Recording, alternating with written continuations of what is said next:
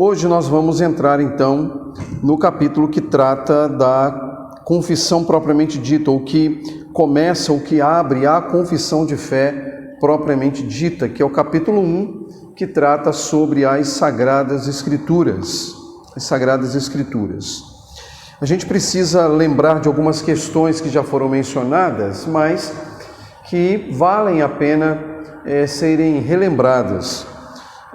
E uma das questões que nós precisamos lembrar é que a nossa confissão de fé, quando ela foi elaborada, ela seguiu alguns padrões, alguns parâmetros. E, por exemplo, na primeira parte da confissão, que vai do capítulo 1 ao capítulo 8, quer dizer, os 8 primeiros capítulos da confissão, eles tratam dos fundamentos do pensamento cristão. Ele vai tratar dos elementos que servem como base para a nossa fé, base para o conhecimento da verdade, base para as questões relacionadas também à doutrina. E, obviamente, o primeiro desses fundamentos lida com a necessidade, a identidade, a autoridade, a suficiência, a clareza, a disponibilidade e a finalidade das Sagradas Escrituras. O ponto fundamental em matéria de fé para nós é, de fato, a Sagrada Escritura. Os reformadores, não é? E durante vários períodos na história, as Sagradas Escrituras, ou a Sagrada Escritura, a Bíblia, ela foi chamada de regula fidei, a regra de fé. A regra de fé.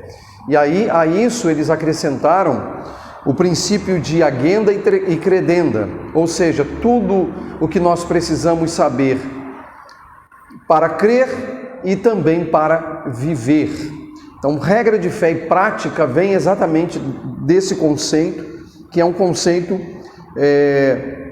que encontra boa parte do seu fundamento, da sua discussão, no período da Reforma Protestante. E nessa primeira parte dos estudos acerca das Sagradas Escrituras, nós vamos considerar apenas os 5 primeiros parágrafos desse capítulo. O capítulo ele tem 10 parágrafos. Então, no encontro de hoje, nós vamos tratar da metade deles. No próximo encontro, da outra metade.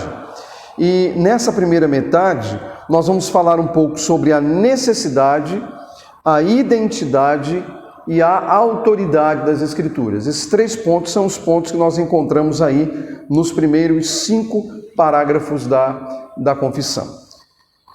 Antes, porém, de entrar no conteúdo da confissão, algumas coisas são importantes para a gente. E, obviamente, que tem a ver com as Escrituras, né? A Bíblia, ela possui 2 testamentos, né, que é o que nós temos. O Antigo Testamento, também chamado de Bíblia Hebraica. Então, Bíblia Hebraica é uma nomenclatura utilizada para o Antigo Testamento. E nós temos também o Novo Testamento. O Novo Testamento, que é uma parte da Bíblia composta, não é, no período ali do primeiro século da era cristã, logo no início da era cristã. A Bíblia ela foi escrita por aproximadamente 40 autores diferentes. 40 autores diferentes, num prazo de aproximadamente 1.600 anos. 1.600 anos. 40 autores diferentes, num prazo aí de mais ou menos 1.600 anos. Ou seja, considerando que a Bíblia ela se encerra, né, o cânon bíblico se encerra ali no final do primeiro século, 96, como a gente tem estudado aqui às quartas-feiras, 95, 96. Então a gente precisa entender que a Bíblia ela começou a ser escrita mais ou menos 1.500 anos antes de Jesus nascer. E, obviamente, que isso faz sentido, considerando que foi Moisés, ou atribui-se a Moisés, do ponto de vista cronológico, o primeiro autor das Escrituras. Então, 40 autores, um período de mais ou menos 1.600 anos, e em 2 idiomas predominantes. Por que digo predominante? Porque há um terceiro, com passagens pequenas no Antigo Testamento, mas existe. Mas o Antigo Testamento ele foi predominantemente escrito em hebraico e algumas passagens em aramaico. Passagens em Ezequiel, passagens em Daniel foram escritas ali em aramaico, por conta da influência do cativeiro babilônico e todo aquele momento que o povo de Israel vivia, mas predominantemente em hebraico. E o Novo Testamento em grego. Então, o Antigo Testamento em hebraico, o Novo Testamento em grego. Eu trouxe aqui uma cópia da Bíblia em hebraico e grego. Vou pedir ao Alexandre para passar. Vocês podem abrir, dar uma olhadinha, lembrando que abrindo como nós abrimos, nós vamos ter contato com o grego. Se começarmos de trás para frente, nós vamos ter contato com o hebraico, porque o hebraico é ao contrário, né? No hebraico a gente não abre a Bíblia como a gente abre, ela começa do final para frente, né? Então você vai poder acessar ali o material em hebraico e grego, são as línguas que a Bíblia foram escritas. Bom, vamos começar então pensando um pouco agora sobre as questões relacionadas à necessidade das Sagradas Escrituras. Vamos começar pela necessidade. E aí, o que nós lemos aqui no primeiro parágrafo da confissão diz assim: a Sagrada Escritura é a única regra suficiente, certa e infalível de conhecimento para a salvação, de fé e de obediência. A luz da natureza e as obras da criação e da providência manifestam a bondade, a sabedoria e o poder de Deus, de tal modo que os homens ficam inexcusáveis. Contudo, não são suficientes para dar conhecimento de Deus e de sua vontade, que é necessário para a salvação. Por isso, em diversos tempos e diferentes modos, o Senhor foi servido revelar-se a si mesmo e declarar sua vontade à igreja. E para a melhor preservação e propagação da verdade e o mais seguro estabelecimento e conforto da igreja, contra a corrupção da carne e a malícia de Satanás e do mundo, foi igualmente servido fazer escrever por completo todo esse conhecimento de Deus e a revelação de sua vontade, necessários à salvação, o que torna a Escritura indispensável, tendo cessado aqueles antigos modos em que Deus revelava sua vontade a seu povo. O primeiro aspecto aqui a ressaltar diz respeito à necessidade, portanto, das Escrituras. E o que se pode estabelecer logo de imediato é que o contexto dessa necessidade, de acordo com o que nós acabamos de ler, diz respeito à salvação, fé e obediência. Esses são os termos utilizados logo na abertura da própria confissão. Ela é certa e infalível de conhecimento para a salvação, para a fé e também para a obediência. O ponto é: onde está o fundamento do que nós precisamos crer para sermos salvos? Nas Escrituras. Onde está o fundamento da maneira como nós devemos viver essa fé? Também nas Escrituras. Daí deriva o princípio de única regra de fé e prática.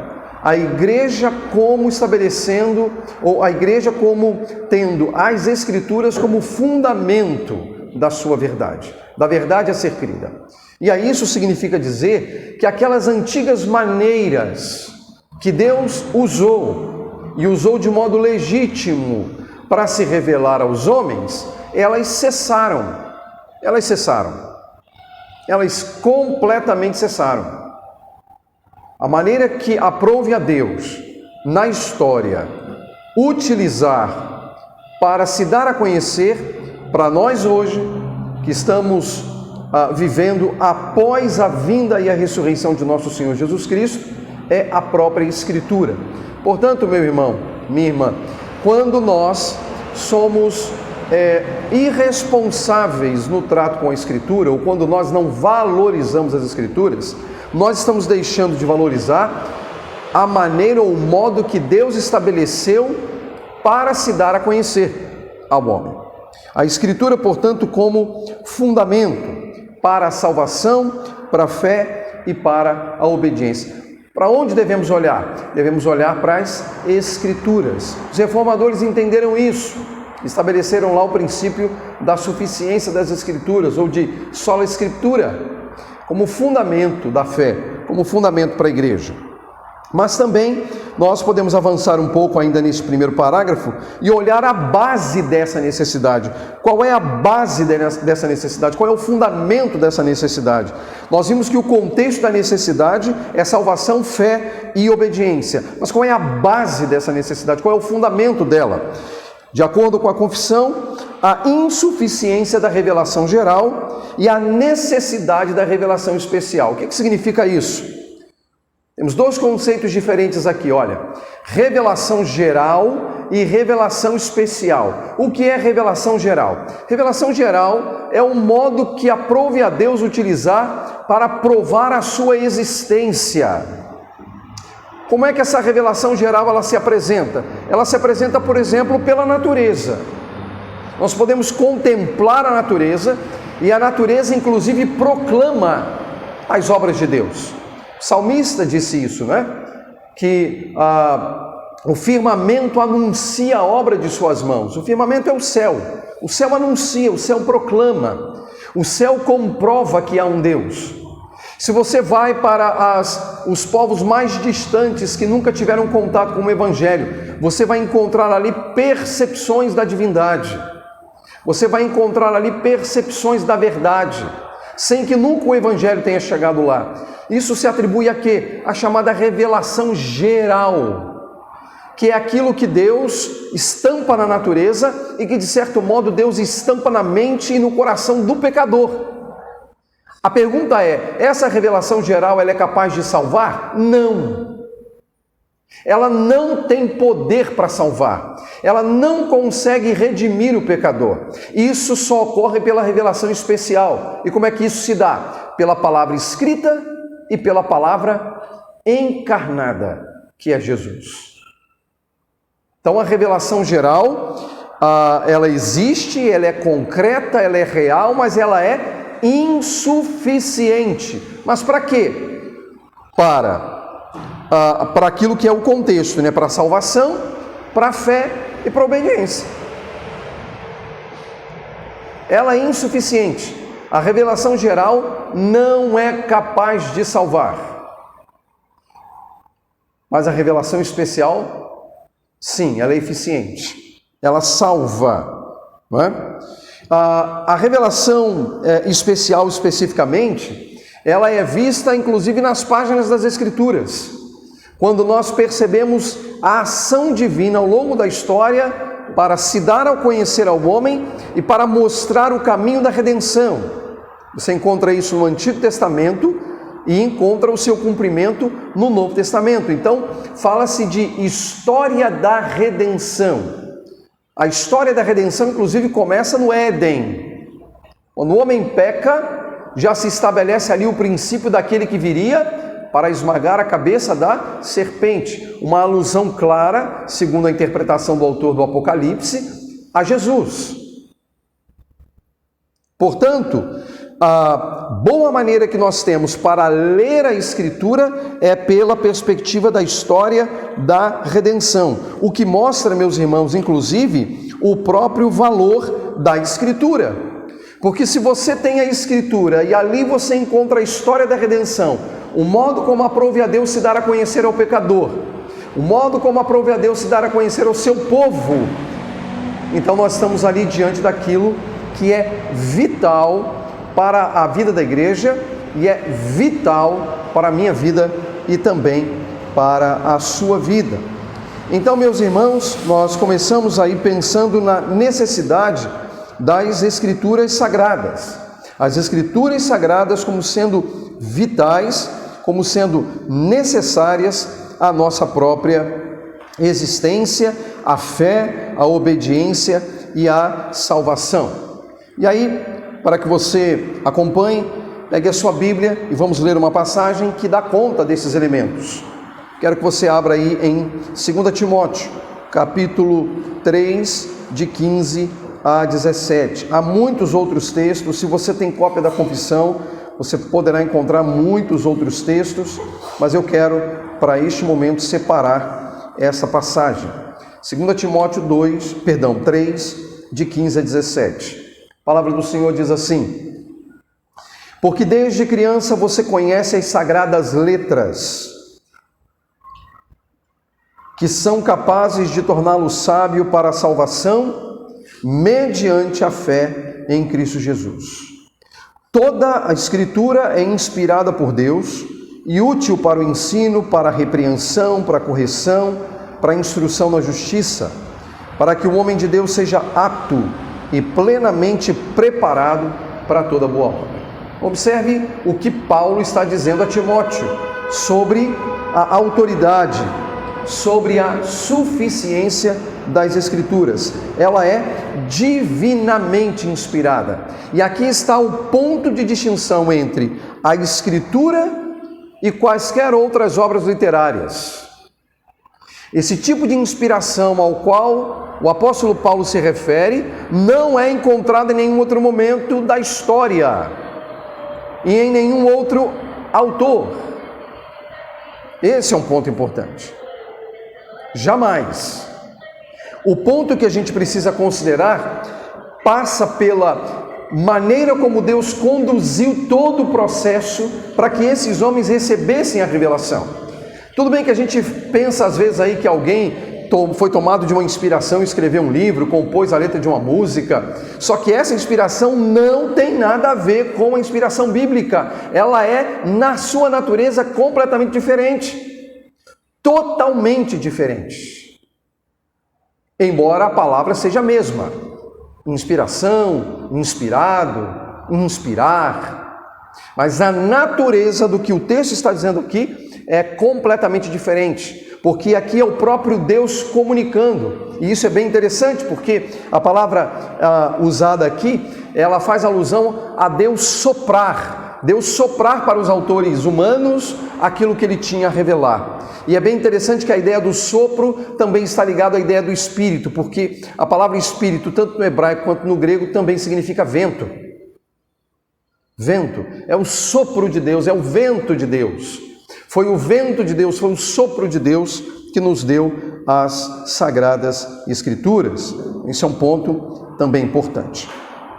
Na sequência, meus irmãos, nos parágrafos 2 e 3, nós encontramos a identidade das Sagradas Escrituras. Eu não vou ler o parágrafo inteiro, mas o parágrafo 2, por exemplo, diz: sob o nome de Escrituras Sagradas ou Palavra de Deus escrita, incluem-se agora todos os livros do Velho e do Novo Testamento, que são os seguintes. E aí ele lista 39 livros no Antigo Testamento, 27 livros no Novo Testamento. E no final do parágrafo 2 ele diz: todos os quais foram dados por inspiração de Deus para serem a regra de fé e vida prática. E aí o texto continua no parágrafo 3.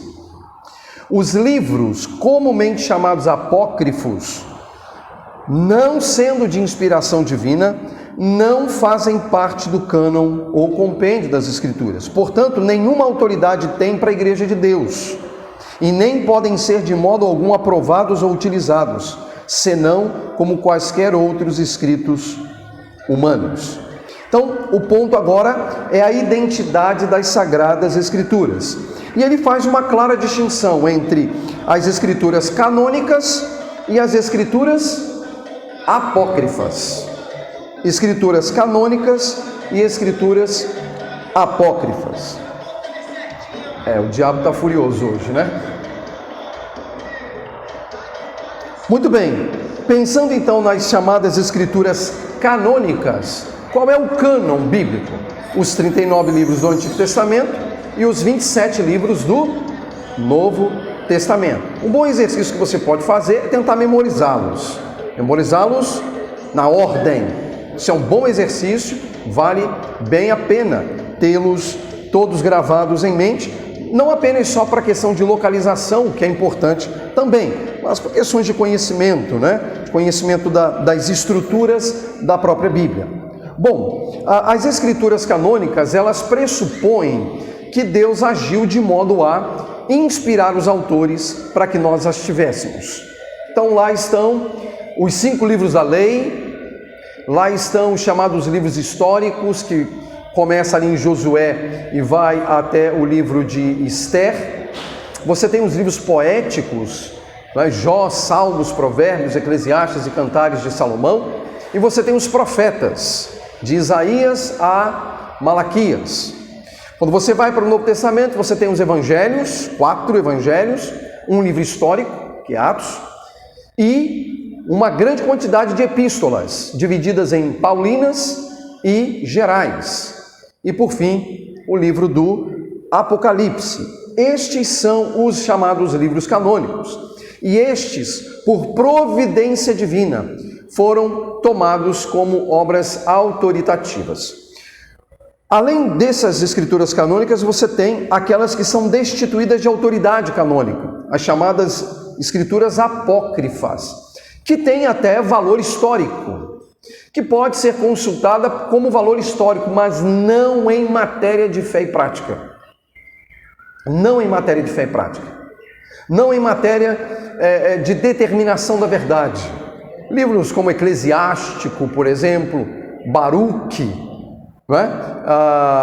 Sirácida, não são muitos livros. Se você vai para o Novo Testamento, você também tem literatura apócrifa, Pastor de Hermas, Epístola de Barnabé, são várias, Apocalipse de Pedro, existe um Apocalipse de João que não é o que está na Bíblia, que também é apócrifo, ali do 2º século.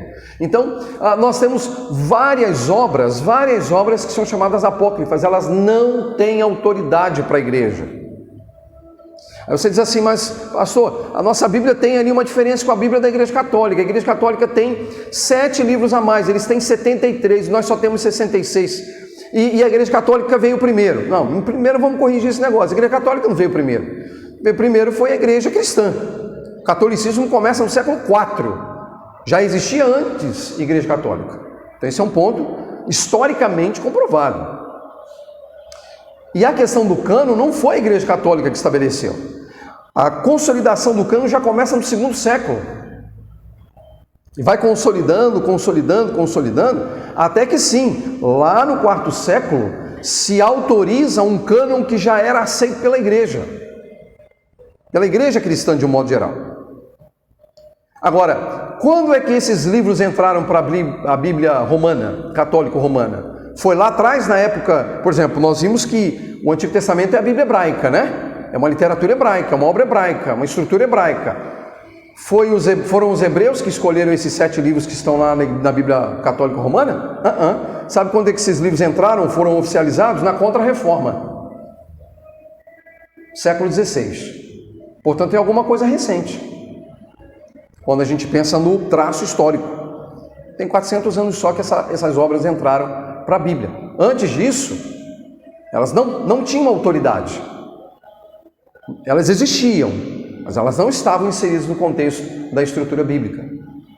Então, isso é uma coisa recente. E um outro detalhe importante, todos os livros que foram acrescentados à Bíblia estão acrescentados no Antigo Testamento. Todos eles no Antigo Testamento. E uma regra para que um livro entrasse para o Antigo Testamento era ter sido escrito por um judeu e em hebraico. Todos esses 7 livros foram escritos em grego. Portanto, não eram autoritativos. Entende? Então, assim, não há fundamento para essas obras estarem na Bíblia. Do ponto de vista histórico, são 66 livros, 39 no Antigo Testamento, 27 no Novo Testamento. Então, essa é a estrutura que temos, né? Esse é o princípio que nós temos. E aí, obviamente, que havia algumas regras para que o livro pudesse ser admitido no contexto ou do judaísmo, no caso da Bíblia hebraica, ou do cristianismo, no caso do Novo Testamento. Teria que ter sido escrito por um profeta ou por um apóstolo, ou acompanhado por um profeta e por um apóstolo. Esse é um ponto importante. No Antigo Testamento teria que ter sido por um profeta ou por alguém que tivesse a orientação de um profeta. E no Novo Testamento, escrito por um apóstolo ou alguém que tivesse o acompanhamento de um apóstolo. Por exemplo, Marcos. Marcos não era apóstolo, mas está lá o Evangelho de Marcos. Por quê? Porque Pedro o orientou. Lucas não era apóstolo, mas lá na Bíblia nós temos Lucas e Atos, 2 obras atribuídas a ele. Por quê? Porque Paulo orientou. Entende qual é o ponto? Era necessário haver uma autoridade por detrás. No Antigo Testamento, um profeta, no Novo Testamento, um apóstolo. Escrita primordialmente em hebraico e grego. Está rolando aí, está correndo aí o texto da Bíblia, para você visualizar, não é? Tinha que ser ou em hebraico ou grego, não é? E precisava ser reconhecida pelas assembleias. Quando eu digo assembleias aqui, não estou falando da assembleia de igreja, aquele momento administrativo. Assembleias no sentido da carral no Antigo Testamento e da igreja no Novo Testamento. A igreja no Novo Testamento e o judaísmo no Antigo Testamento. Esse povo precisava reconhecer a autoridade dessas obras, e no caso dessas obras, foram séculos que essas obras foram submetidas a eles, para que eles pudessem aprovar. Então, a identidade das Escrituras Sagradas, ou o fundamento da nossa fé, está nos 66 livros canônicos. Eles são livros autoritativos para a igreja. Finalmente, a autoridade das Sagradas Escrituras. Nós temos aqui também nos parágrafos 4 e 5, né, alguma coisa sobre essa autoridade das Sagradas Escrituras. O texto diz: a autoridade da Sagrada Escritura, razão pela qual deve ser querida e obedecida, não depende do testemunho de qualquer homem ou da igreja, mas provém inteiramente de Deus, sendo Ele mesmo a verdade e o seu autor. A Escritura, portanto, tem que ser recebida por ser a palavra de Deus. Isso aqui é importante porque, recentemente aqui no Brasil, houve um entrave entre um padre católico e um importante teólogo reformado sobre essa questão, não é? Da autoridade da Bíblia estar vinculada à igreja. Aquele padre dizia que se foi a igreja que compôs o cânon da Bíblia, então a igreja é maior do que a Bíblia. Então ela tem autoridade sobre a Bíblia porque foi ela que determinou o cânon. E aí o pastor, obviamente, deu a resposta à altura, mostrando que a igreja não surgiu no século IV.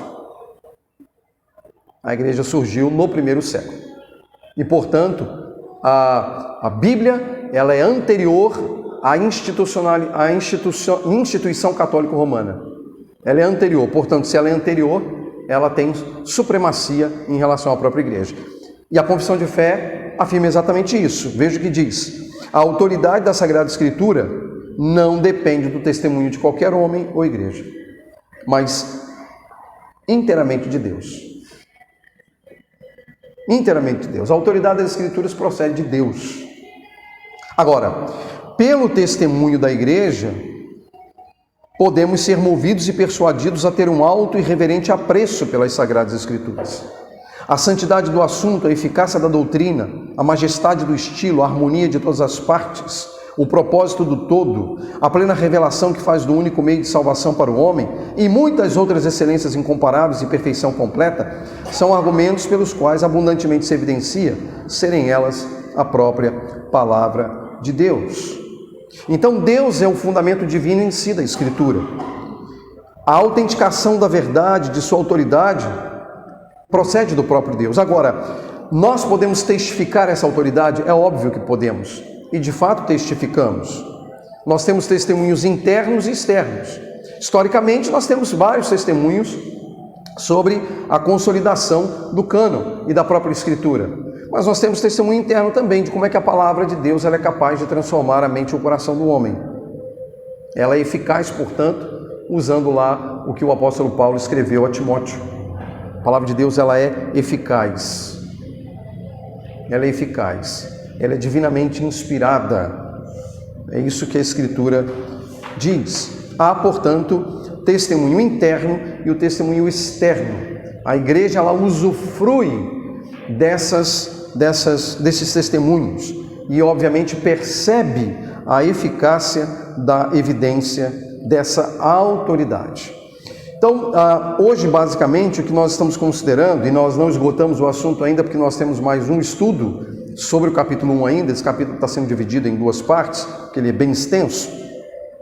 Nós estamos vendo hoje as questões relacionadas, portanto, à necessidade, também à identidade e à autoridade das Escrituras.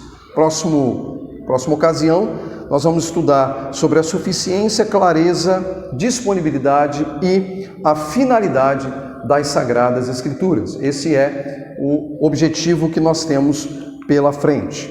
Do ponto de vista do que nós vimos, a Escritura é necessária, ela é fonte autoritativa e tem uma identidade bem definida, que diz respeito, portanto, à estrutura canônica que nós temos das Escrituras, tanto do Antigo quanto do Novo Testamento. Vamos encerrar por aqui e no próximo encontro nós vamos estudar a parte que ainda falta do capítulo 1. Que Deus nos abençoe e nos ajude na compreensão dessas verdades. Amém.